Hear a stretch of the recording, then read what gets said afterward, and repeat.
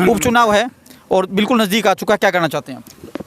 तो मैं क्या कहना चाहता हूँ, आपने देख लिया कि चुनाव तो कांग्रेस पार्टी जयप्रकाश जीत चुके हैं। ओम प्रकाश धनखड़ जी आए थे, प्रदेश अध्यक्ष बीजेपी की, उन्होंने कहा कि जयप्रकाश तो है ना बिल्कुल ढीला चल रहा है, क्या करें? ओम प्रकाश धनखड़ जी तो ये भी कह रहे थे कि जयप्रकाश जैसा विधायक चुनो। जब हम मंत्री थे तो फाइल लेकर के आता था, काम कराता था, और विपक्ष के विधायक में इतनी हिम्मत होनी चाहिए को, और उनको अधिकार है वो सरकार से काम करवाता। ये भी तो बात धनखड़ ने की थी ना, मैंने तो नहीं कही धनखड़ को। उनका कहना था कि अब है ना जयप्रकाश जी के साथ वही होगा जो रणदीप सुरजेवाला के साथ कैथल में हुआ था, विश्वासघात होगा। ना मेरे साथ कोई विश्वासघात नहीं हुआ, ना उसके साथ हुआ। विश्वासघात का क्या मतलब? वो कहते हैं कि जयप्रकाश अब है ना आखिरी लड़ाई लड़ रहे हैं अपनी। क्यों मैं मरूंगा, उन्हें मेरा है आखिरी लड़ाई तो। मुझे बड़ा आश्चर्य है इस भारतीय जनता पार्टी के नेताओं पर। ज़्यादा चिंता आपकी क्यों है, और प्रत्याशियों की क्यों नहीं, क्या ज़्यादा चिंता क्यों है? ये वो कहते ना, बेटे सो जा गब्बर सिंह आ जाएगा तो इनको भैंस उतारा कि जयप्रकाश असेंबली में जाएगा।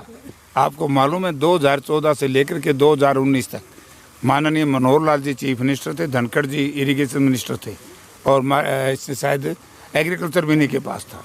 मैंने इनसे बहुत काम करवाए, मैं इस बात से ना नहीं करता, लेकिन वो मेरा राइट था। इनको इस बात का पता है कि कुलदीप की सारी चोरी उसी दिन खुल जाएगी, सारी बेईमानी ठगी जो आदमपुर की बदहाली है। मैं हमेशा कहता हूँ ना कि उसके लिए ये कुलदीप परिवार जिम्मेवार है। और जयप्रकाश असेंबली में जाएगा तो कौन मुख्यमंत्री, कौन मंत्री जो जयप्रकाश की आवाज़ को दबा देगा, या जयप्रकाश जो रिकमेंडेशन करेगा तो सरकार ने माननी पड़ेगी। इसलिए इनको ये हो रहा है कि किसी तरीके से इस परिवार को जिंदा रख लो राजनीतिक तौर से, वरना जयप्रकाश यहाँ से चुनाव जीतेगा, उसके बाद ये कई मामलों का अंत होगा। पूरी ताकतें लगा दी हैं, अब पूरी पार्टियां, दोनों पार्टियां, तीनों पार्टियां मिलकर आ रही हैं, परिवार भी मिले हुए हैं, और आप कांग्रेस पार्टी और आप आम जनता के बीच में इलेक्शन लड़ रहे हैं। मैं तो कांग्रेस पार्टी का आशीर्वाद है। कांग्रेस पार्टी के पीसीसी प्रेसिडेंट चौधरी उदय भान जी दलित समाज से आते हैं, एक ही बात फैसला करने लग रहे हैं यार, क्योंकि दलित समाज ने निर्णय ले लिया कि कुलदीप बिश्नोई के परिवार ने तो दलित समाज से नफरत है।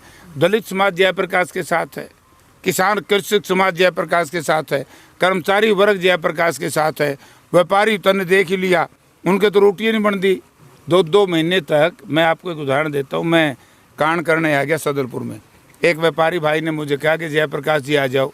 मैं जैसे ही मंडी के अंदर बढ़ने लगा, 2 महीने पहले की बात है, कुलदीप जी बीजेपी में थे, देश प्रदेश में बीजेपी की सरकार थी। जैसे ही मेरी गाड़ी रेस्ट हाउस के पास गड्ढे में गिरी, मैं लाला जी क्या हाल, बोला उल्टे भीग जो, मैं तो थाने आ दिखाना चाहूँ था तो यहाँ तो दुर्गति है।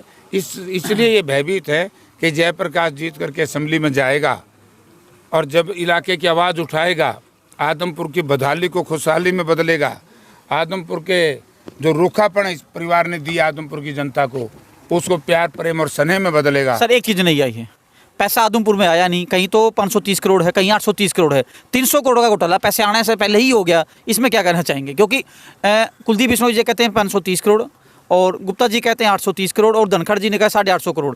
तो इतना पैसे का घोटाला आने से पहले ही हो गया, तो आदमपुर की जनता का विकास कैसे होगा? पैसा कख नहीं आया, एक नया पैसा ही नहीं आया। ये तो अब राजनीति में आए हैं, कहते हैं ना बिल्ली के भाग्य सिक्का टूट गया। ये तो 2014 में by default Bharatiya Janata party की सरकार बन गई, वरना इनके ऊपर क्या विश्वास करोगे?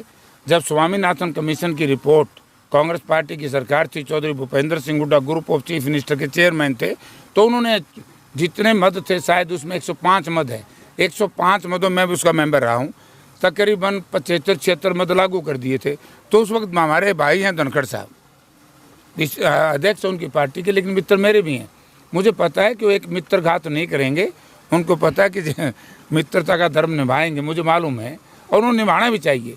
पार्टी लाइन अलग है, मित्रता की बात अलग है।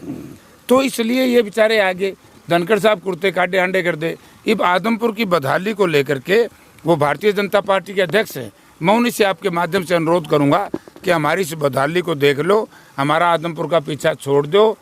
तो इसलिए आप घर जाइए, जयप्रकाश विधानसभा में जाएगा, जयप्रकाश लोगों की आवाज़ उठाएगा, और अपने को होता है ना, देवी भला मान कुणबा खीर खावा है, तो जयप्रकाश विधानसभा में चला जाएगा और कुलदीप का परिवार इंग्लैंड चला जाएगा, दोनों का पैंडा छूट जाएगा, लोगों का मैं विकास कर दूंगा, सीधी ही बात। जी जेपी जी, भव्य बिश्नोई एक सभा में कहते हैं हम तो आदमपुर के हैं, लोग बाहर से आके इलेक्शन लड़ते हैं। हमें देख लीजिए, बाहर वालों को मत देखिए।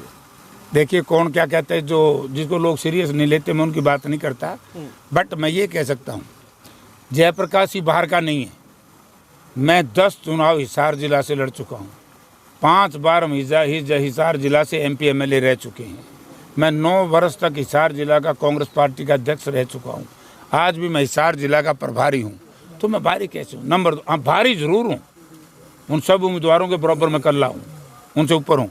सेकंड बात यह है, मैं उन साथियों को बताना चाहता हूँ, वो कायर और कमज़ोर प्रवृत्ति के लोग होते हैं जो अपने बाप के नाम का सहारा लेते हैं। सन्यासी और सियासी, उनकी कोई जात नहीं होती। सियासी आदमी की कोई धर्म नहीं होता, कोई मजहब नहीं होता, कोई क्षेत्र नहीं होता। सियासी जहाँ जनता चाहे, जहाँ ठीक रहे, जहाँ पार्टी आदेश दे, वहीं चुनाव लड़ लेते हैं।